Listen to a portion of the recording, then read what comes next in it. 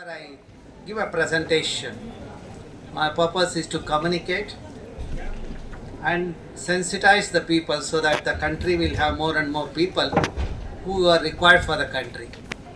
You might be wondering when you look at my profile, my background and the audience here, and you are wondering what I am doing with the library science. I would say my career was built because of the library. In fact, if you look at my collection, the individual collection, all digitized.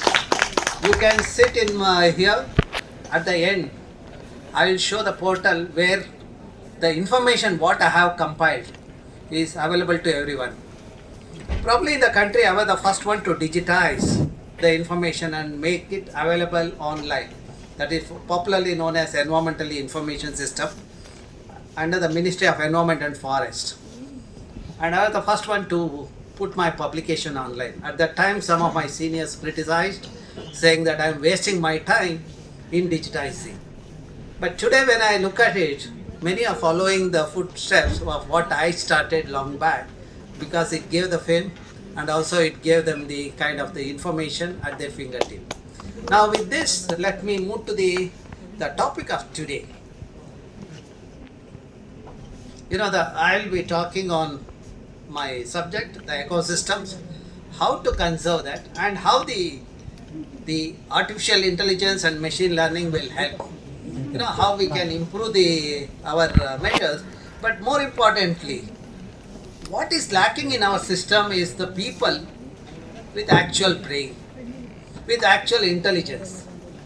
I might hasten up the process of analysis with artificial intelligence and machine learning, but where are the decision makers who take the suggestions what we give to the people? I introduce you to for about 2 or 3 minutes about artificial intelligence and machine learning, and then I will talk about big data, the spatial data, and how we can use in the geospatial domain, integrate the artificial intelligence and machine learning.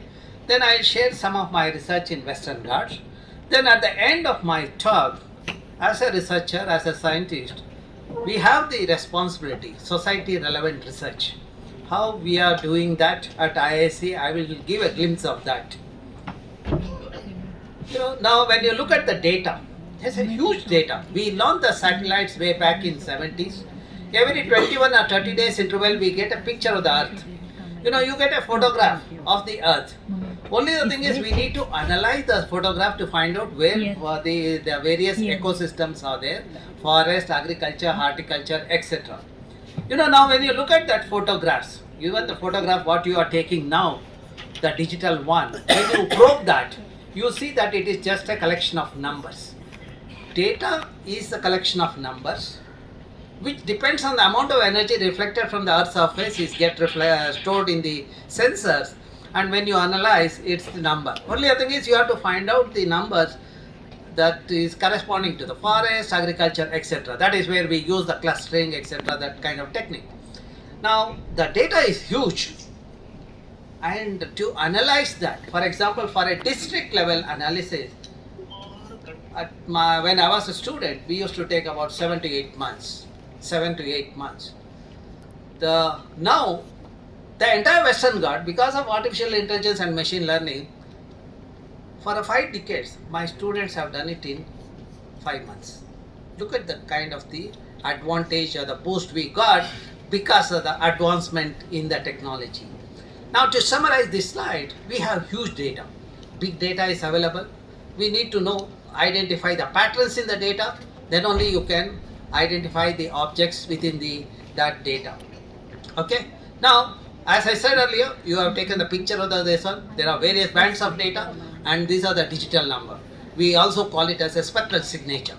And along with that, we use some of the collateral data, like Survey of India, topographic map, because the picture of the Earth when you take from the satellite will not have the geographical boundary. But your political decisions are based on the boundaries, administrative boundary. To overlay the administrative boundary, you need the Survey of India topographic map or cadastral map, etc. So that is where you integrate various data. Today, you are also empowered with the additional knowledge through the Google Earth image.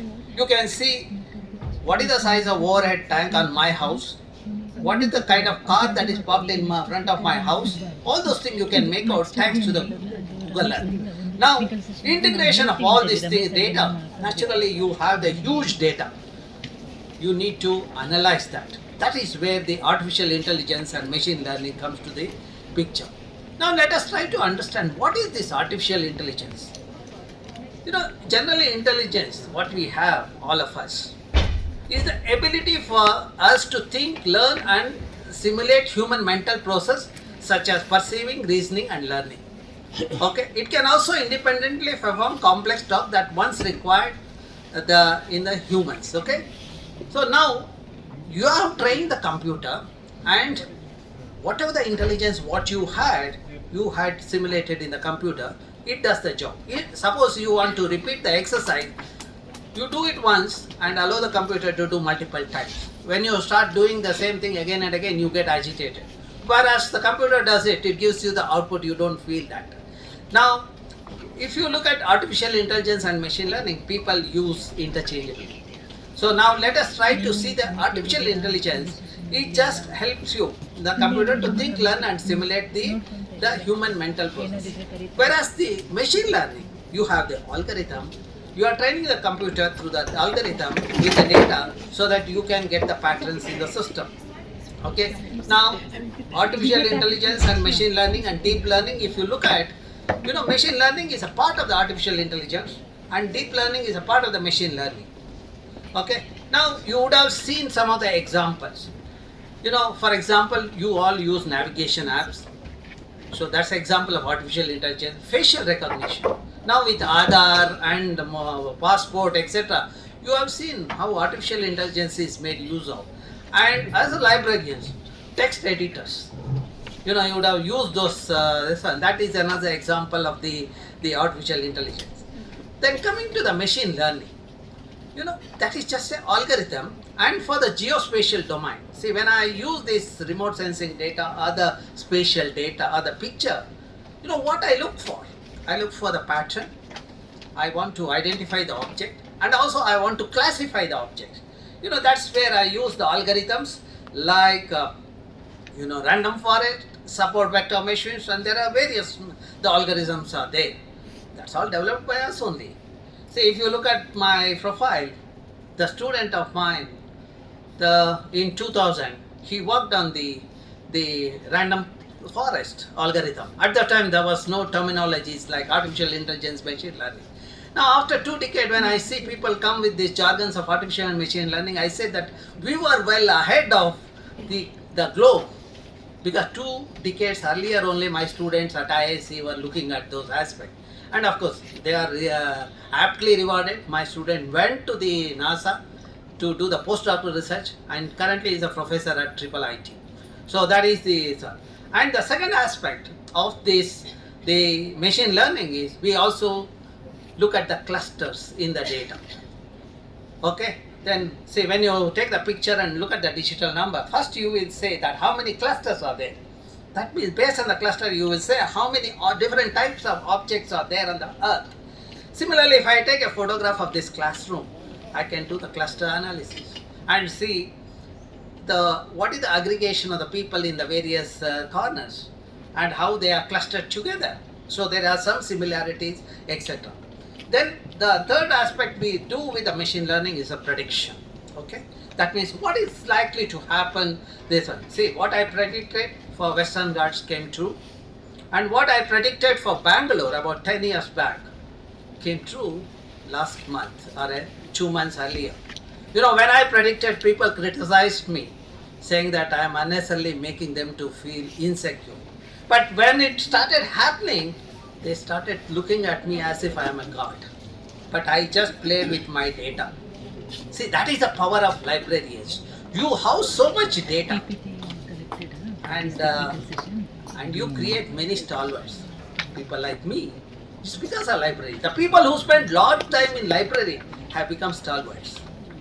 In fact, I remember when I was a student, we used to go to library on Wednesday afternoon. That is where we used to get the nature journal. There are competition. Professor Balram used to come, we used to go, and that is the kind of competition, and we used to have a slot system. At that time, librarians were very powerful. They used to show their power of their existence in the library through their allocating the time and then their biasness and all those things. Today, with the digital world, that they lost the power. I'm not, I have put it on the lighter side, okay? Now, what is the kind of algorithm we use? See, any classification of data, you have supervised and unsupervised. Supervised means you collect some training data, based on the training data, you look at the pattern and analyze it and find out what is the overall pattern in the data. Whereas unsupervised, you allow the computer to find out what is the pattern. You will find out how many clusters are there. It is based on mean and standard deviation kind of a thing. So that is what we make use of. There are many clusters are there like K-mean, hierarchical clustering, Gaussian, etc. Okay. Then we also do the prediction. Using the various based on the neighborhood, we use cellular automata. If you find out the trend of the change, that is through the Markov process, then you can say that what is CM Markov based modeling, that is more appropriate. And you can also capture the behavior of the agent. So the prediction based on the behavior of the agents are more accurate. That's what my study shows. So I will not get into the basics of how we develop the model, etc. But I am giving you the glimpse of the thing. Agenda of science is sustainable future. As long as I ensure clean air, water and environment for our children, I have done my science for the future. That's what I have been working on. And that is what, if you want to do it, what kind of planning has to be done?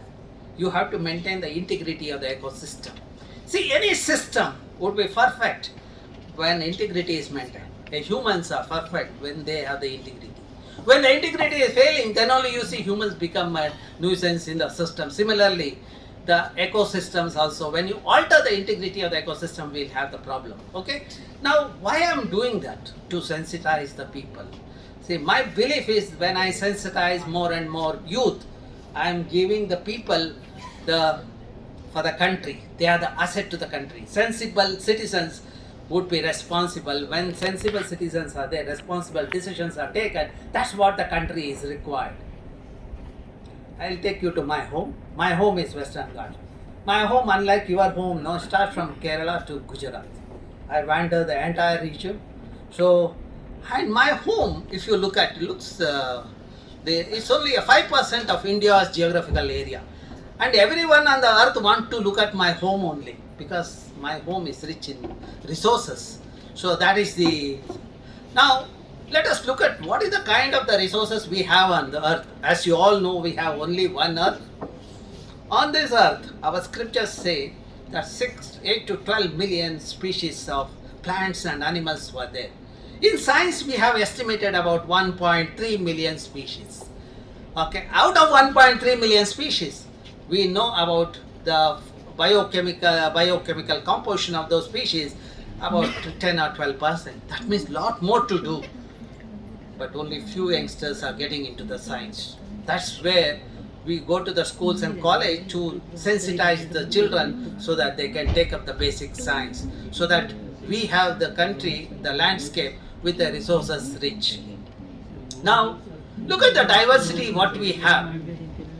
When I talk about diversity, diversity means the varieties of plants and animals. Okay, why do you need these varieties? See, when you take a variety of food, your body gets the immunity. Unfortunately, the previous session there was a mention about cancer. These are all because of the wrongdoing in the environment. People are having this one. Had our diet is appropriate and environment is appropriate, probably we wouldn't have faced the cancer. So someone else does a mistake, someone else pay the price, like that madam was explaining few minutes back. Now let's try to look at where the varieties of plants and animals are higher. You will be surprised on the earth, at this location, the number of plants and animals are very high. Which is that location? It is 8 to 12 degree latitude, which corresponds to Kerala, Karnataka, Tamil Nadu, part of Western Ghats. That means we all have inherited such a high resource-rich region, but unfortunately we don't know how to maintain that. We are so selfish. We want to convert the forest into rubber plantations. That's what happens in your hometown, sir. So You know, Idukki is a land of encroachers. Okay, I have made this statement in Kerala. Okay, now we need to manage this. That is where the science comes to the picture. You know, that is where my big data, artificial intelligence and machine learning helps. You know, I can find out how the forest is degrading and what is the quality of the forest, how the forest is getting fragmented. You know, earlier the entire region was a forest. Now I see some fellow come in between, start ginger cultivation. And if I don't notice that, in another 1 year it become 5 acres today will become 350 acres tomorrow. You know, that's where the monitoring is very important. So that's where the science will help. You know, that's what we have done the analysis. What is the pattern of change that is happening in the system? And also another thing we looked at is I realized that, you know, people are so, this are always, if I talk in terms of money, they will be more interested in the work than the number of varieties of plants and animals. I looked at what are the services provided by this ecosystem. See, one of the services done by the ecosystem is the carbon sequestration. I'm sure all of you here are breathing. Am I right? If you are breathing, you are giving out carbon dioxide and you are taking oxygen. That carbon dioxide is taken by the plant during photosynthesis and gets stored in the plants in the form of the stem, trunk, etc. Now, if I quantify how much carbon that is stored in the plant, I can say how much oxygen you got, what is the service of the plants in that. See, that's what we did, a quantification of the carbon stored in the plant, above ground biomass, below ground biomass and in the soil. This gives the total carbon. And every year, how much carbon is getting accumulated. That means how much oxygen is also produced, you can quantify. Now, my study shows that about 1.23 million gigagram of carbon is stored in the plants in the Western Ghats. And every year, about 37,000 gigagram of carbon is removed by the environment, by the vegetations in the Western Ghats. Now, let me give the economic value for the services.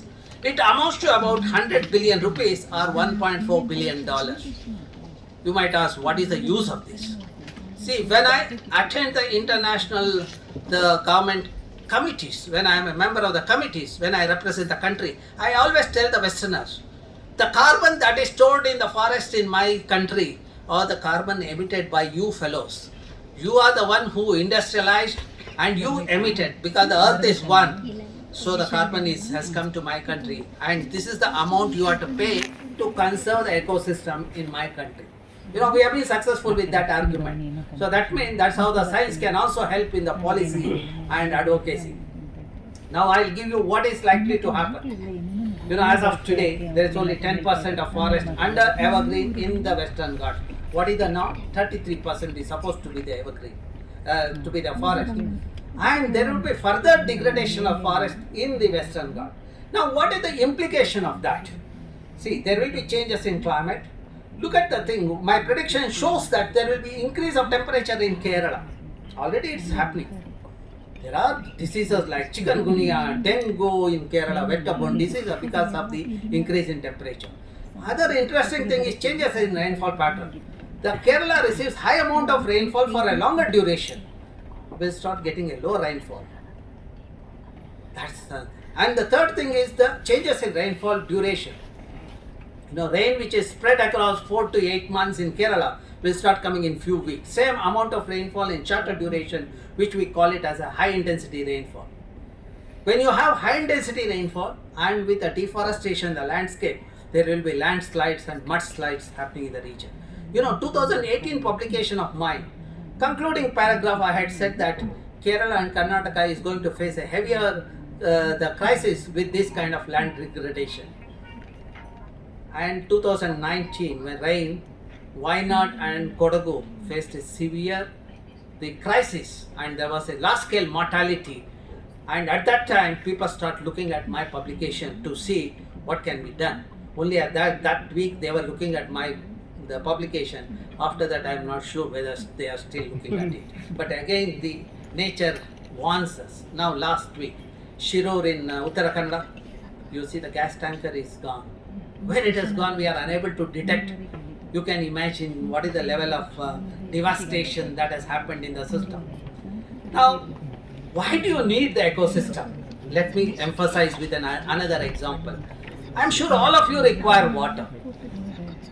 Anyone doesn't want water? Okay. Now, let me show you the photograph. This is in 91. The same location today. I don't have water. The same month, same year, different year, same day. And what it could be the reason? Could be because of the vegetation removal. To understand that, what we did is, we did a hydrological investigation. We put sensors in the underlying layer to find out how much water get infiltrated when it rains, and we chose a various landscapes. The watershed covered with a native species forest, covered with a rubber plantation, covered with urban areas, etc. When it rains, with the native species forests are there is a percolation of water, it fills this zone. About 60 to 65% of rainfall get infiltrated, and that is the water that is available in your water body during the post-monsoon period. So now, see, the rain fills this zone, and post-monsoon, 4 months you get a water that is stored here, and during the summer the water stored comes to the water body like this. That's how you have 12 months water. Now, we graded the water bodies as A, B, C, D. A are the one having water 12 months, B are the one 8 months, C are the one 6 months, and D are the 4 months. Look at this one. Wherever the catchment has the forest cover, we have water in the water bodies 12 months. Wherever we converted this one into rubber or acacia plantation, we have 8 to 6 months of water. Where we degraded a catchment, it's only the 4 months of water available. Now, to summarize what I said, here is 12 months, here is 8 months, this is 6 months, and this is the blue is 4 months. Just overlay the forest cover. You see, wherever forests are there of native species, you have 12 months water. Forests are fragmented. Depending on the extent of fragmentation, we have 8 to 6 months of water. That means we have intrusion of rubber, acacia, etc. And wherever forest is degraded with the forest cover less than 30%, you have water only during the monsoon. Now, look at the amount of water that get infiltrated. About 60 to 65% of the rainfall get infiltrated. That is the water available in water bodies during the post-monsoon period. And we have looked at the demand of the water. You see, wherever forests are there, the demand for water is also higher. It is not that development at the cost of removing the forest. See, wherever forests are there, demand is higher. Here the demand is there, but forest is not there, there is no water. Now you might ask, so what, how it is get reflected on the livelihood of the people? See, in this region, the farmers, because the water is available 12 months, they grow a crop, multiple crop or a cash crop throughout the year. And their earning is the 1,54,000 rupees per acre per year. Whereas in this region, since the water is available for 4 to 6 months, they grow only one crop, their earning is 32,000 rupees per acre per year. And more importantly, look at the yield of the crop. Wherever native species forests are there, the pollinators are abundant, pollinators are diverse. When pollinators are diverse and abundant, pollination becomes efficient. When pollination becomes efficient, yield of the crop is higher. In this region, for example, paddy, if the yield is 14 to 18 quintal per acre, in this region it is 6 to 8 quintal per acre. This is what I published in the Current Science in 2020, countering the Westerners' view. We all graduated looking at the literatures written by the Westerners. Westerners said, if there are vegetation, higher evapotranspiration, and you lose the water. You should remove the trees if you are constructing the dam or reservoir. I have countered that. That's where the engineers who have come out of my generation, they all cut the trees in the reservoir area to get more water in the reservoir. So this is the unfortunate thing. This article got the highest citation because of the kind of the argument I have put forward to show the linkages between the vegetation and the water.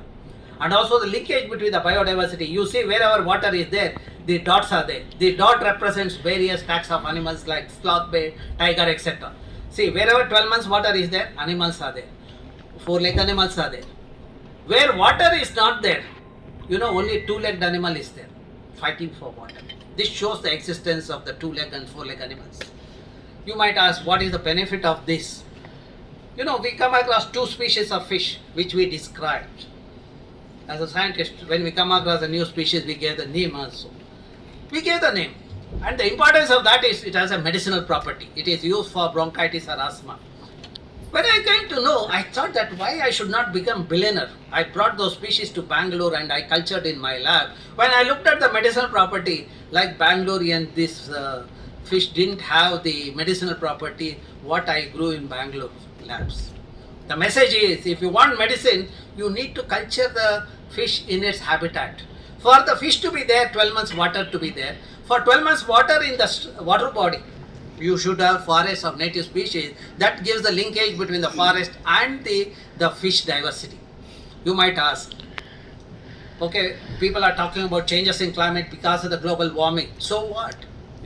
Bangalore, I come across a lot of people talking.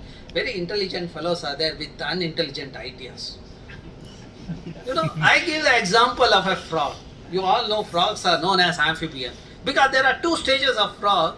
First stage is the juvenile stage or the tadpole stage, which is in the water. The next stage is adult stage on the land. Because of that, we call them as an amphibian. Now, if there is no water, what will happen to the frog?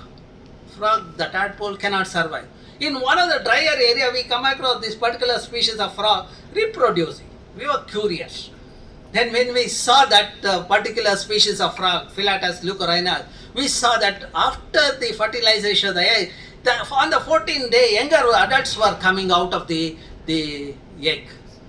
Which means frog has learned how to get adapted to a situation when there is no water. I will write it and give. With the changes in climate, we have only one earth. We will not have water on the earth. When we don't have water on the earth, none of us will survive. Whether you have intelligence or artificial intelligence, you will not survive on the earth. That's where we need to learn how to minimize our footprint on the earth. That's where our elders protected a patch of forest and they declared it as a Devarakadu or a sacred forest, or cows or corn in Kerala, rice in Goa, etc. They knew that where forest is there, their well will also have the water. They wanted to conserve that. They thought that if God is placed in that forest, then their progenies will not destroy it. But today's progenies, they don't believe in God. So they also have named it as Daityas. So in some of the places in Kerala and Karnataka, there are Daitya names also there. And unfortunately, when people try to cut a branch of the tree, some calamities happens in their home also. That's a good sign. Now to summarize what I said so far, as long as Mother Earth is covered with a green saree of native species, she retains the water for 12 months and you will have water for your livelihood.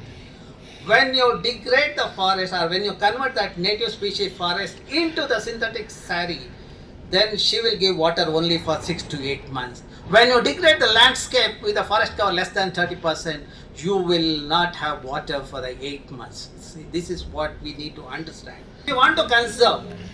How the science can help? One is for the advocacy and policy making. Develop the decision support system.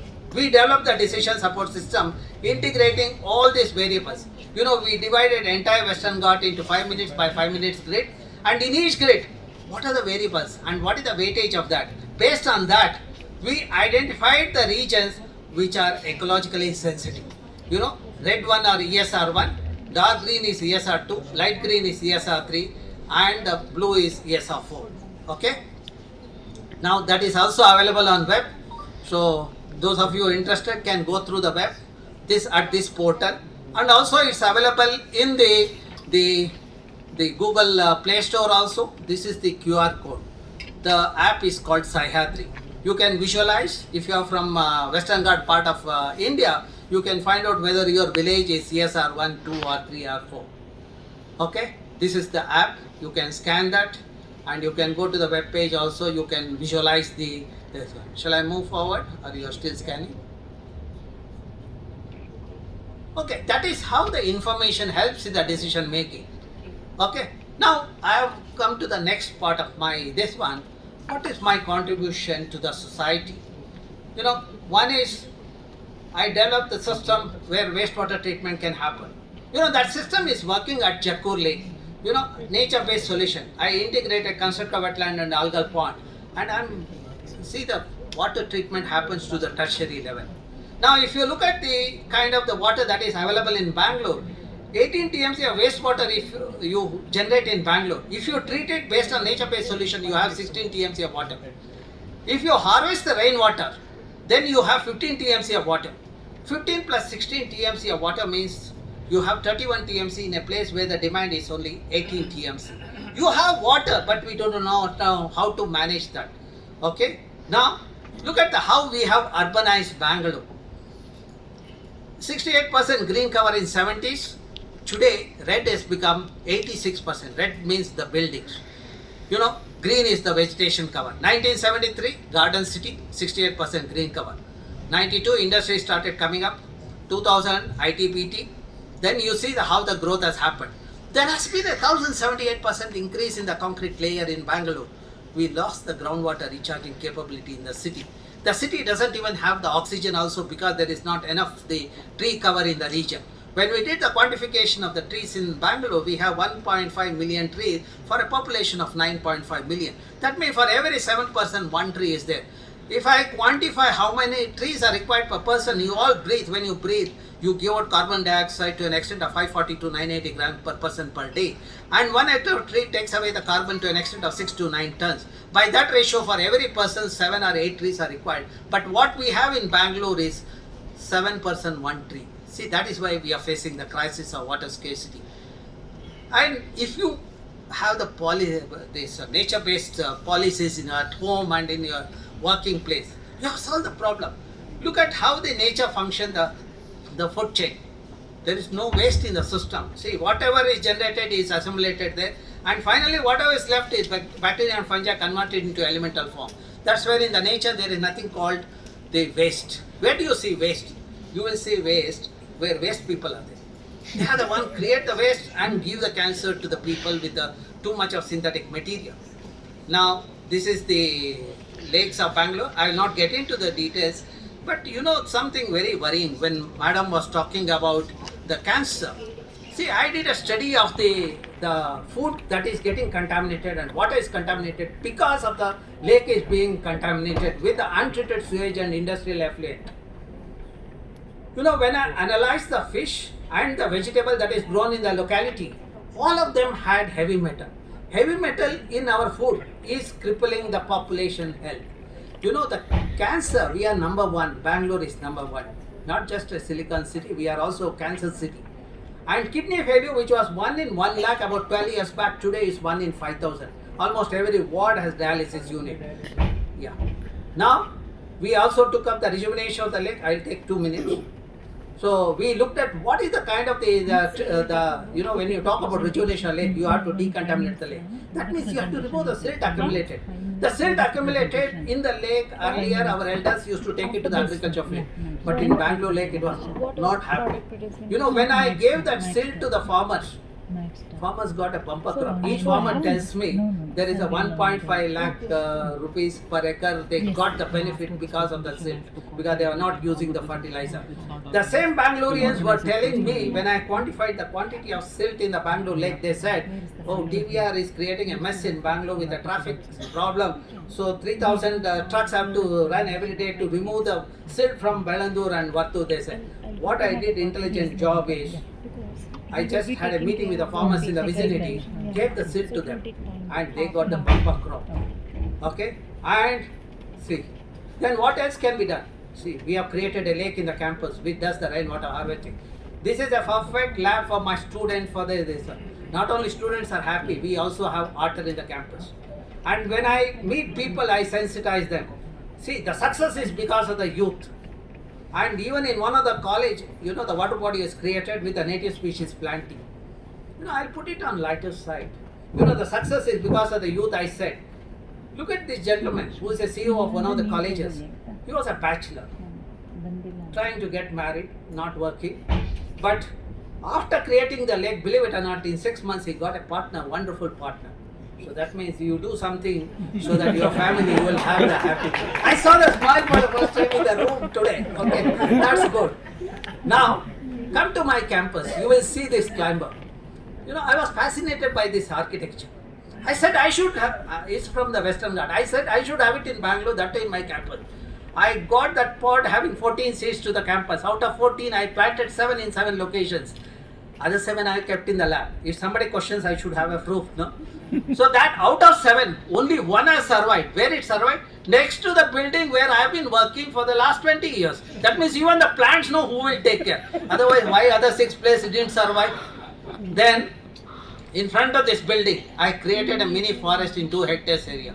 49 native species, 500 saplings were planted way back in 90s when I was a student. Today you come and see that place, you get a feel of the rainforest and diversity of plants and more importantly groundwater, which was 150 feet. In 90s when the region was infested with Parthenium, today I have water at 10 feet and temperature is 2 degrees lower. When you have lower temperature and abundant water, what is science you can do? That's what we have been doing. If I am successful, it's because of the kind of the prevailing environment in the campus. And that's what I communicate to the wider section of the society. What I have learned, I communicate. I also offer a course for the PhD student in the campus. In addition to that, in the interest of the society, I offer a course on environmental management. 21 sessions, that means 21 years I have given the course. That's how my knowledge is disseminated. I have written 20 books. I organize an event popularly known as Lake Symposium. My audience is about 1,000 to 1,200 people. All are very active. Out of that, 30% are the school students. School students to take part. We give them a training. The next event, the 14th event will be during October in Alvas in Mudbidre. You can see the lake, what I have created there. Okay? And the children do simple experiment like lake monitoring, the ecosystem monitoring. They have been trained by my students. Okay, G.R. Rao, who has done some work in this regard in the biodiversity mapping in the rural area, is also here in the audience. Okay, and if you need more details, these are the portals you will get the details. Okay, I have the portal where the decision support systems are there, and my publications are available in ResearchGate as well as the Google Scholar. Okay, so and this is how the website looks, and look at what we are doing. Come to my room. You will see 65,000 articles and books in my room. I have a mini library, fluorescent lamp, 360 watts. Engineers are given generously, but I replaced that with a LED bulb of 14 watts. On average, I work for 12 to 14 hours. You see how much energy I have consumed. What are the energy I consume? There is a solar PV on my rooftop. Okay, I created water, what I drink on the campus. If every citizen does it, there won't be poverty of energy or the water. If you do that, you have sustainable development in the system. My agenda is to sow the seeds of knowledge in this age, make them asset to the nation. And when they do a good job, there is a smile on everybody's face. Thank you very much.